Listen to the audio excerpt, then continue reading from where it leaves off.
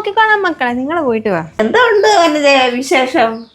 ഓ എന്തോ ചേച്ചി ഇങ്ങനൊക്കെ അങ്ങ് പോകുന്നു. ഇവിടെ എന്തോ ഉണ്ട് വിശേഷം? ഓ എനിക്ക് വേറെത്തൊക്കെ വിശേഷങ്ങളൊന്നും ഇല്ല. പിന്നെ പുതിയ മരുമോള് എങ്ങനുണ്ട്? അവള് വളരെ നല്ല കൊച്ചാ. ഇവിടെ വേണ്ട കാര്യങ്ങളെല്ലാം അവൾ ചെയ്യും. എനിക്ക് വേണ്ട കാര്യങ്ങളും വീട്ടിലെ കാര്യങ്ങളും എല്ലാം അവൾ ആരും ഒന്നും പറയണ്ട, അവൾ ചെയ്യും. എന്നെ വലിയ കാര്യമാണ്. ഓ കൊതു. ആദ്യമൊക്കെ അങ്ങനാ.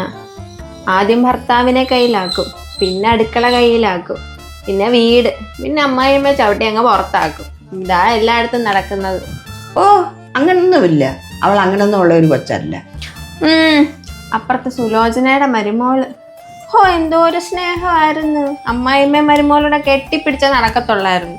എന്നിട്ടിപ്പൊ എന്താ വായി, അമ്മ ചവിട്ടി പുറത്താക്കിയില്ലയോ? ഇതൊക്കെ തന്നെ എല്ലായിടത്തും നടക്കുന്നത്. അങ്ങനെയൊക്കെ ഉണ്ടാകുമോ എന്റെ ചേച്ചിയെ, ഞാൻ പറയാനുള്ളത് പറഞ്ഞു. എനിക്ക് ചേച്ചിയോടുള്ള സ്നേഹം കൊണ്ടാണ് ഞാനിതൊക്കെ പറയുന്നത്. ചേച്ചി വിഷമിക്കാൻ പാടില്ല, എനിക്ക് അത്രേ ഉള്ളൂ. അപ്പോഴെന്നോട് ഈ സ്നേഹം കാണിക്കുന്നതൊക്കെ വെറുതെ അല്ലയോ?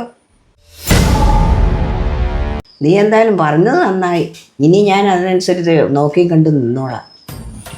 അയ്യോ എൻ്റെ മീൻകറി അടപ്പത്തിരിക്കും കേട്ടോ, ഞാൻ നോക്കിയിട്ട് വരാവേ. ശരി വരണ്ടേ, പോയിട്ട് വാ.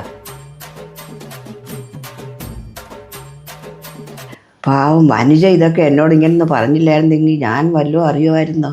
ഞാൻ എങ്ങനെ അറിഞ്ഞാനേ ഇതൊക്കെ?